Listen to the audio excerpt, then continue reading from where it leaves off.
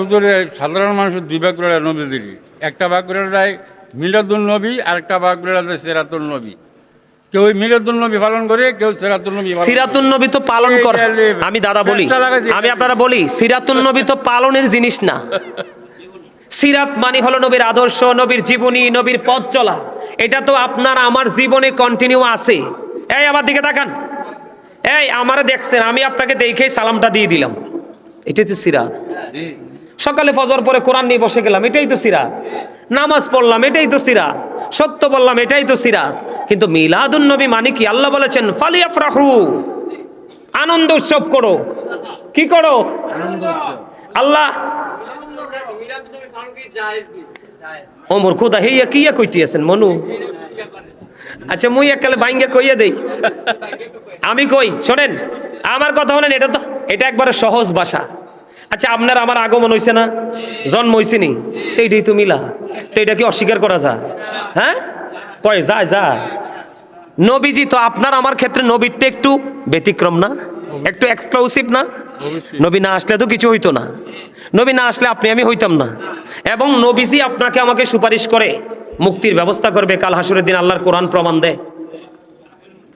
আমি কই আপনাকে, আপনি আর প্রশ্ন করার দরকার নাই তো। আমি বলি আপনাকে, মিলাদরা মানে কি? মিলাদ মানে হলো জন্ম বৃত্তান্ত।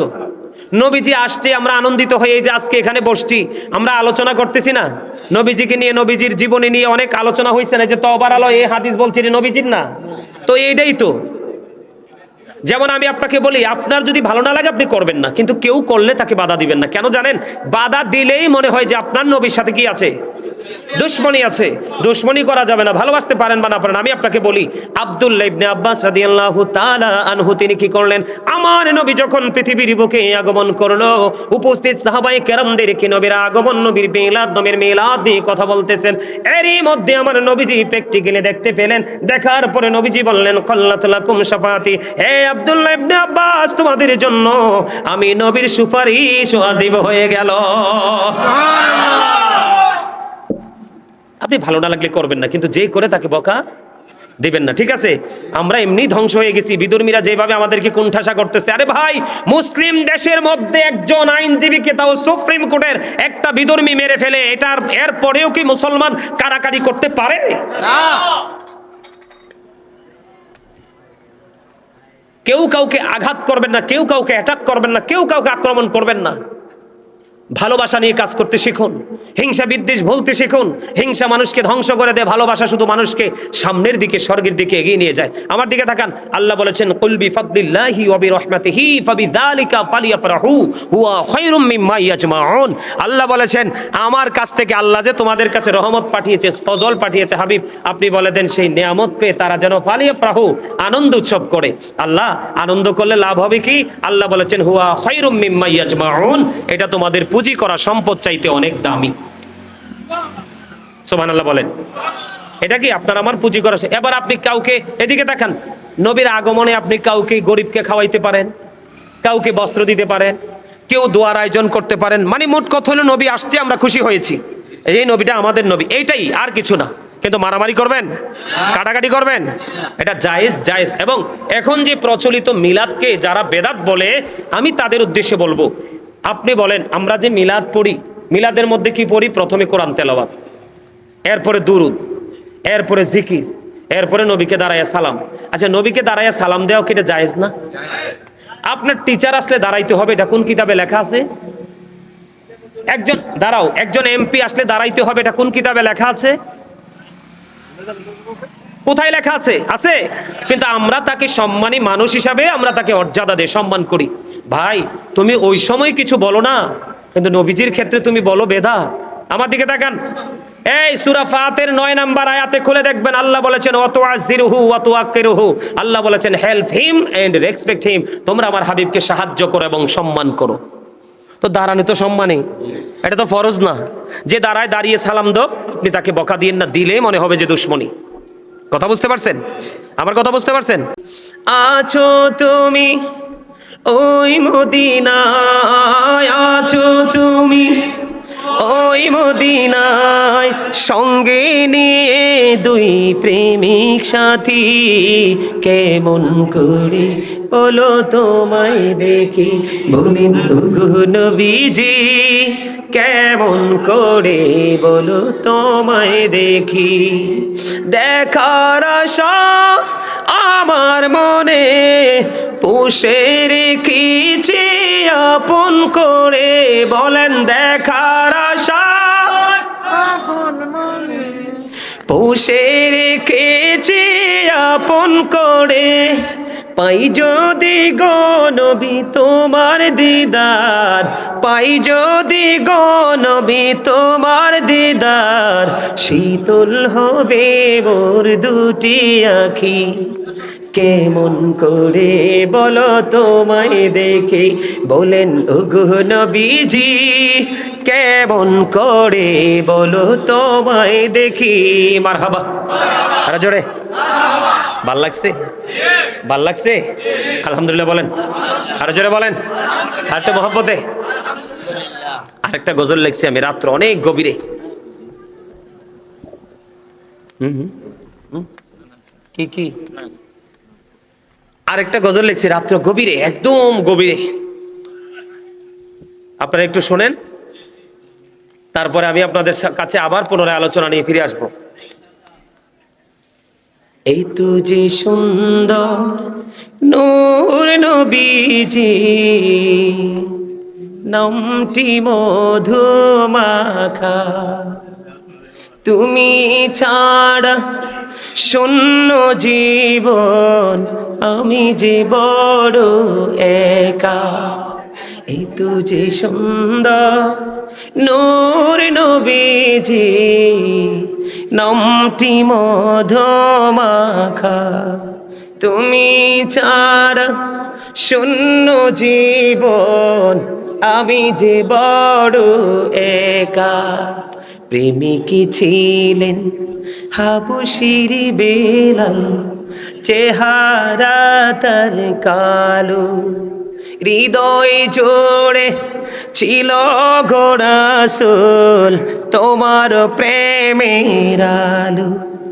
প্রেমিকী ছিলেন হাবশির বেলাল, চেহারা তার কালো, হৃদয় জোড়ে ছিল গো রাসূল তোমার প্রেমের আলো। নবীর প্রেমের ইতিহাসে এই নামটি আছে লেখা, এই তো যে সুন্দর নূর নবীজি, নামটি মধু মাখা। মারহাবা বলে। এটা ভাল লাগলে আপনারা অনলাইন থেকে, এটা আমার লেখা, এটা আমার সুর, দুটোটা গজলে, অনেক গজল আছে, অনেক গজল আমার লেখা আছে, আপনার ভাল লাগলে এগুলো কিন্তু শুনবেন, এখান থেকে অনেক কিছু অর্জন করতে পারবেন। সম্মানিত উপস্থিতি, আমি বলেছিলাম যে আপনাদের সাথে আরেকটা ছোট্ট বিষয় নিয়ে আলোচনা করব, যেটা দুনিয়ার সুস্থ থাকা কিভাবে যায়, এই আলোচনাটা করে ছোট্ট করে আমি শেষ করে দিব।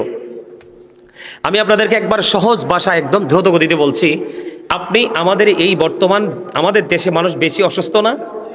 কথা বলেন, অসুস্থ কিনা? অসুস্থতা থেকে সুস্থ হতে হলে আমাদেরকে সর্বপ্রথম যে কাজটা করতে হবে, এদিকে তাকান, আল্লাহর হাবিব বলেছেন তোমরা সকালবেলা ঘুম থেকে ওঠার অভ্যাস করো। কি করো? সকালবেলা ঘুম থেকে ওঠার অভ্যাস করো। তোমরা ফজরের নামাজ পড়ো, ফজরের নামাজ পড়ার পরে তোমরা আর ঘুমাইও না। সকালবেলা যখন সূর্যটা ওঠে, সূর্যের কিরণ গায়ে লাগে কি লাগে না? কথা বলবেন, একদিকে সকালবেলা উঠে যাবেন, উঠবেন, ওঠার পরে কিছু কাজ আছে, নামাজ পড়বেন, ফজর পরে জিকির আজকার করবেন, জিকির আজকার করার পরে আপনার সূর্য ওঠার পরে একটা নামাজ আছে, জানেন এটার নাম কি? ইশরাকের নামাজ। এই নামাজটা আপনারা পড়বেন। কি করবেন? পড়বেন, রিজিকের সন্ধানে বের হয়ে যাবেন। কি করবেন? রিজিকের সন্ধানে বের হয়ে যাবেন। এই সকালবেলার কাজ হলো এটা।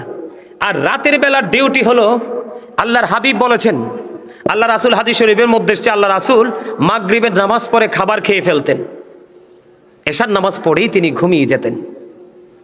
সুবহানাল্লাহ বলেন। তাহাজ্জুদ পড়তেন, আপনারা তাহাজ্জুদে নামাজ পড়বেন, তাহাজ্জুদের নামাজ সুবহে কাযিবে আপনারা সুবহে সাদিকের আগে পড়ে নেবেন। আপনারা তাহাজ্জুদের নামাজটা বেশি বেশি করে পড়বেন, কারণ তাহাজ্জুদের নামাজ মানুষকে বেশিরভাগ রোগ থেকে মুক্ত রাখে। সুবহানাল্লাহ বলেন। আর ওই হাসরের ময়দানে তাহাজ্জুদ আপনাকে এমন একটা জিনিস উপহার দিবে, আল্লাহর হাবিব বলেছেন কাল হাসরের দিন আল্লাহ রাব্বুল আলামিন ডাক দিবে, ফেরেশতারা আহ্বানকারী আহ্বান করতে থাকবে, রাতের গভীরে তোমরা কারা নামাজ পড়েছো, তোমরা কি করো, দাঁড়াও। আল্লাহর হাবিব বলেছেন দাঁড়াবে মানুষ খুবই অল্প, একেবারে সীমিত পরিসরে মানুষগুলো দাঁড়াবে।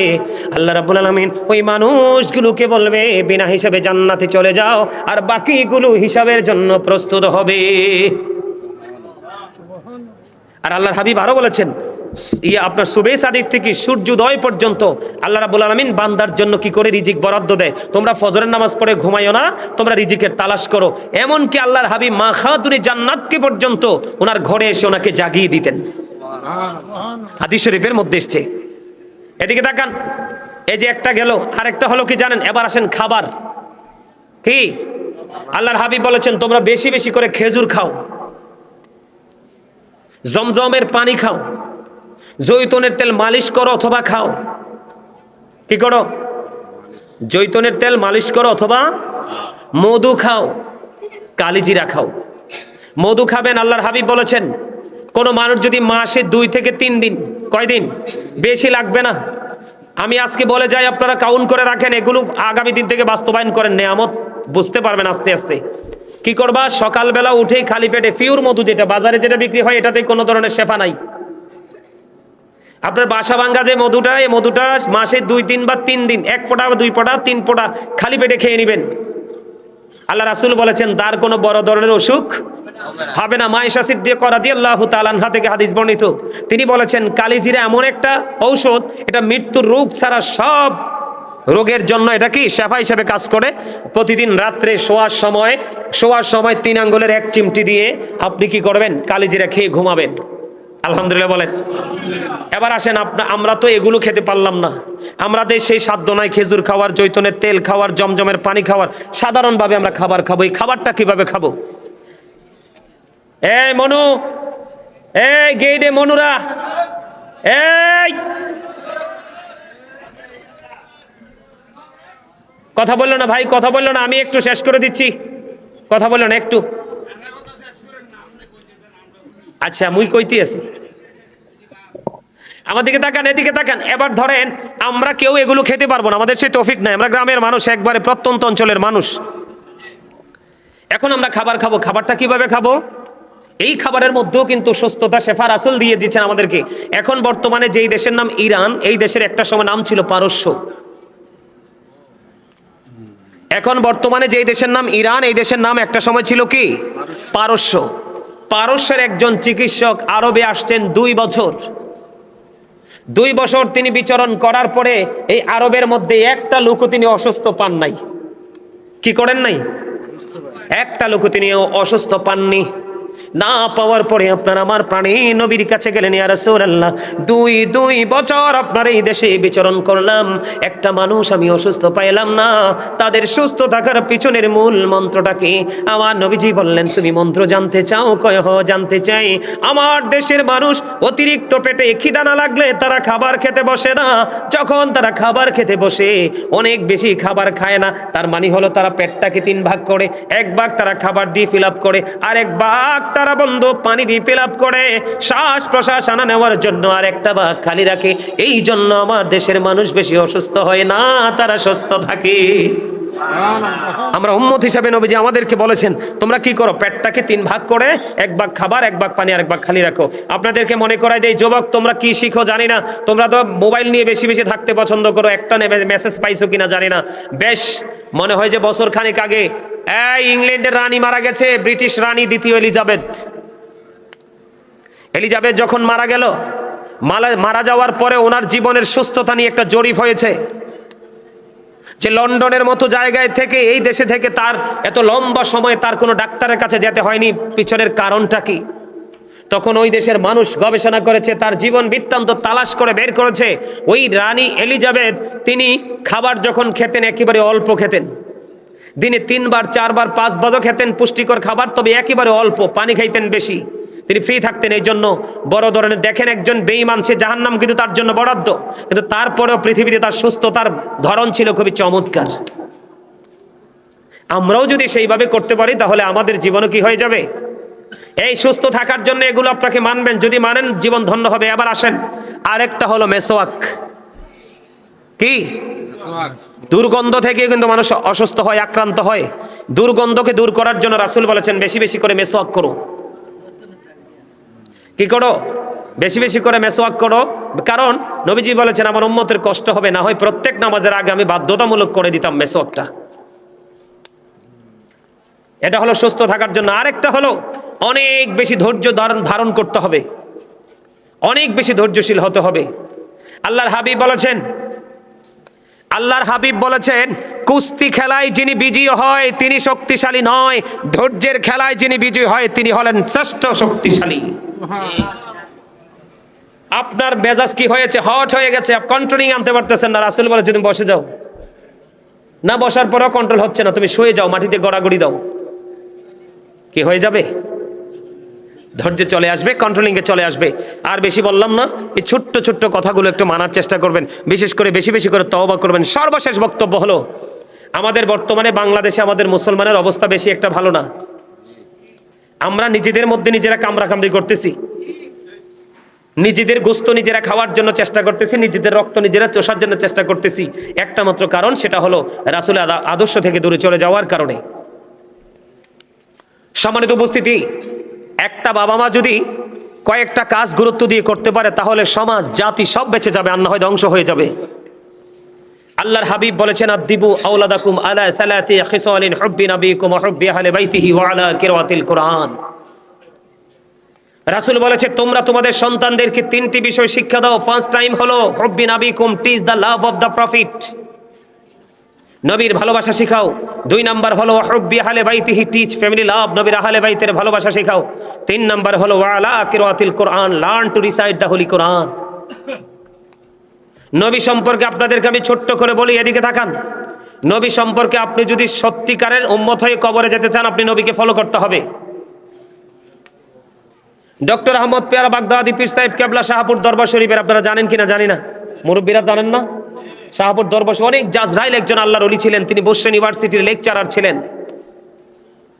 উনি একটা বক্তব্য দিয়েছেন, of all the great religious personalities of all prophet Muhammad রাসূলুল্লাহ সাল্লাল্লাহু আলাইহি সাল্লাম ওয়াজ দ্য মোস্ট সাকসেসফুল। জোরে কোন সুবহানাল্লাহ। পৃথিবীতে যত বেশি নবী রাসূল এসেছে, সকল নবী রাসূলের মধ্যে ইমামতি থেকে রাজনীতি, প্রত্যেকটা সেক্টরে আপনার আমার নবী সফল। আমি আপনাকে বলি, আমেরিকার গবেষক মাইকেল এইচ হার্ট তিনি 100 জন প্রভাবশালীর তালিকা করেছেন, the 100 A ranking of the most influential person in the history. তিনি 100 জন প্রভাবশালীর তালিকা করেছেন। 100 জন প্রভাবশালীর মধ্যে তিনি ইনফ্লুয়েন্সিয়াল দ্বারা আপনার আমার নবীকে সবচেয়ে সেরা চ্যাম্পিয়ন হিসাবে কবুল করেছেন, বক্তব্য দিয়েছেন। মনে রাখবেন, Allah is all in all, follow his law and light for eternal success. Allah রাব্বুল আলামিন সবকিছুর মালিক, কিন্তু আল্লাহ আপনাকে দুটো নিয়ামত দিয়েছে, ল এন্ড লাইট। একটা হলো রাসূল আর একটা হলো কোরআন। এই দুটোকে তোমরা আঁকড়ে ধরো, ফর ইটারনাল সাকসেস, তোমরা সফল হতে পারবা এবং চিরস্থায়ী সফলতা তোমার জন্য বরাদ্দ। সুবহানাল্লাহ। আর জোরে বলেন। তাহলে রাসূলকে ভালোবাসার দরকার আসেনি? আছে না নাই? আমি আর একটু সিম্পল ভাবে আপনাদেরকে বলি, আপনারা সবাই কালেমা পড়েন না? লা ইলাহা ইল্লাল্লাহু মুহাম্মাদুর রাসূলুল্লাহ সাল্লাল্লাহু আলাইহি ওয়াসাল্লাম। আমার দিকে তাকান, লা ইলাহা ইল্লাল্লাহ এটা একটা part, there is no god but Allah. সে আল্লাহ ব্যতীত কোনো উপাস্য নেই, কোনো ইলাহ নেই, এটা হলো তাওহীদ। সেকেন্ড যে অপশন, সেটা হলো মুহাম্মাদুর রাসূলুল্লাহ সাল্লাল্লাহু আলাইহি সাল্লাম ইজ দ্য মেসেঞ্জার অফ আল্লাহ, সেটা হলো আপনার আমার প্রাণের নবী। সুবহানাল্লাহ বলেন না? আল্লাহ যেখানে রাসূলও, ফরজ যেখানে সুন্নাতও, ঠিক না বলেন? তা আল্লাহ তো আল্লাহর হাবিবকে প্রত্যেকটা জায়গায় সুন্দর করে মিলিয়ে রেখে দিয়েছেন, কিন্তু আপনি আমি জুদা করার কে? এই মিয়া ভাই, এই কথা বলে না ভাই, আমার দিকে তাকান, এদিকে তাকাও, কিছু শোনো, শিখো। এই এদিকে তাকান, আল্লাহর নাম লিখতে 4টা হরফ লাগে, আলিফ লাম লাম হা। কি প্রেম দেখেন না, একটার উপরে নিচেও কোনো নক্তা নাই। নবীজির নাম লিখতে 4টা হরফ, মিম হা মিম দাল। এই চারটার মধ্যেও কোনো নক্তা লা ইলাহা ইল্লাল্লাহর মধ্যে 12টা হরফ, মুহাম্মাদুর রাসূলুল্লাহর মধ্যে 12টা হরফ সাল্লাল্লাহু আলাইহি সাল্লাম। 12 মিলে কত হইল? আরো জোরে বলেন। 24। আল্লাহ কয় 24-এর সাথে মিল রেখে আমি একদিনে 24 ঘন্টা বরাদ্দ দিলাম। দেখছেন নি প্রেম কোথায়? আল্লাহর নামে 4 হরফ, রাসূলের নামে 4 হরফ, 4 মিলে কত হলো? 8। জান্নাত কয়টা? দেখছেন নি প্রেম? দেখছেন নি? তাইলে নবীর সাথে প্রেম রাখবেন তো, ভালোবাসা রাখবেন তো।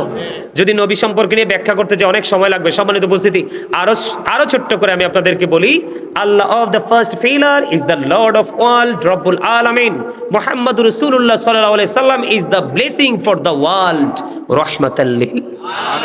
কি দারুণ না দাদা ভাই? রব্বুল আলামিন রাহমাতাল লিল। জুদা করণ যাইবনি আর যাবেন? তাহলে ফরজ ওয়াজিবের পাশাপাশি বেশি সুন্নত নফল পড়বেন তো, নবীকে ভালোবাসবেন তো। যারা নবীকে ছোট করে, খাটো করে, নবীকে অপমান করে কথা বলে, আমরা তাদের সাথে থাকবো না, একত্বতা পোষণ করব না। কারণ নবী যদি না পাই আমরা ইসলামের অস্তিত্ব খুঁজে পাবো না।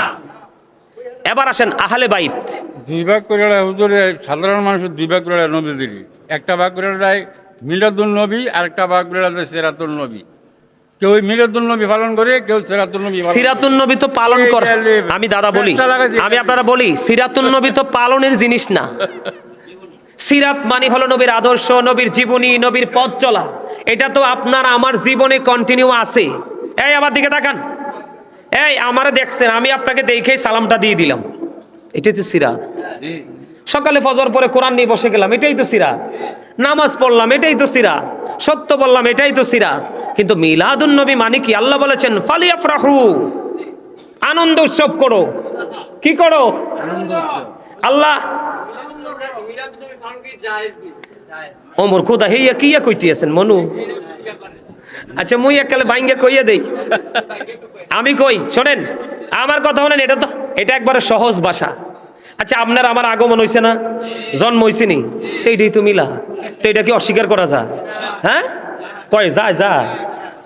নবীজি তো আপনার আমার ক্ষেত্রে নবীরটা একটু ব্যতিক্রম না, একটু এক্সক্লুসিভ না? নবী না আসলে তো কিছু হইতো না, নবী না আসলে আপনি আমি হইতাম না। এবং নবীজি আপনাকে আমাকে সুপারিশ করে মুক্তির ব্যবস্থা করবে কাল হাসুরের দিন, আল্লাহর কোরআন প্রমাণ দেয়। আমি কই আপনাকে, আপনি আর প্রশ্ন করার দরকার নাই তো। আমি বলি আপনাকে, মিলাদরা মানে কি? মিলাদ মানে হলো জন্ম বৃত্তান্ত।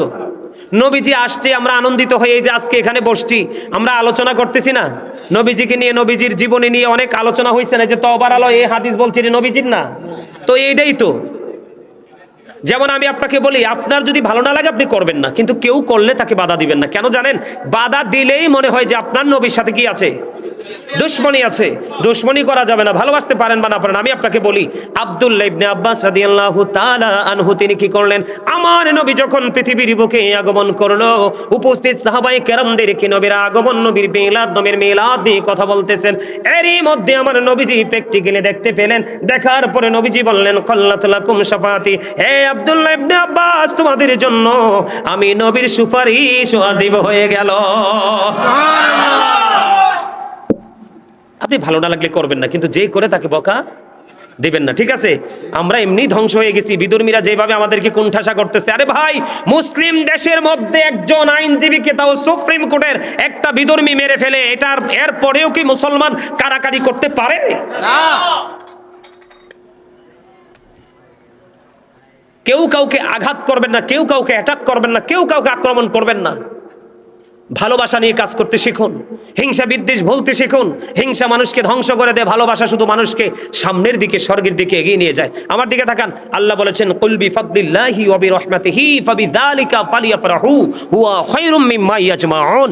আল্লাহ বলেছেন, আমার কাছ থেকে আল্লাহ যে তোমাদের কাছে রহমত পাঠিয়েছে, ফজল পাঠিয়েছে, হাবিব আপনি বলে দেন সেই নিয়ামত পেয়ে তারা যেন ফালিয়াফরাহু, আনন্দ উৎসব করে।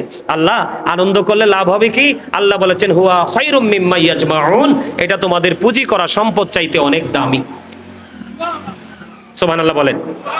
এটা কি আপনার আমার পুঁজি করা? এবার আপনি কাউকে, এদিকে তাকান, নবীর আগমনে আপনি কাউকে, গরিবকে খাওয়াইতে পারেন, কাউকে বস্ত্র দিতে পারেন, কেউ দোয়ার আয়োজন করতে পারেন। মানে মোট কথা হলো নবী আসছে, আমরা খুশি হয়েছি, এই নবীটা আমাদের নবী, এইটাই, আর কিছু না। কিন্তু মারামারি করবেন, কাটাকাটি করবেন, এটা জায়েজ জায়েজ। এবং এখন যে প্রচলিত মিলাদকে যারা বেদাত বলে, আমি তাদের উদ্দেশ্যে বলবো, আপনি বলেন আমরা যে মিলাদ পড়ি, মিলাদের মধ্যে কি পড়ি? প্রথমে কোরআন তেলাওয়াত, এরপরে দুরুদ, এরপরে জিকির, এরপরে নবীকে দাঁড়াইয়া সালাম। আচ্ছা, নবীকে দাঁড়াইয়া সালাম দেওয়া কি এটা জায়েজ না? আপনার টিচার আসলে দাঁড়াইতে হবে, এটা কোন কিতাবে লেখা আছে? একজন এমপি আসলে দাঁড়াইতে হবে, এটা কোন কিতাবে লেখা আছে? কোথায় লেখা আছে? আছে। কিন্তু আমরা তাকে সম্মানী মানুষ হিসাবে আমরা তাকে মর্যাদা দিয়ে সম্মান করি। ভাই, তুমি ওই সময় কিছু বলো না, কিন্তু নবীজির ক্ষেত্রে তুমি বলো বেদা।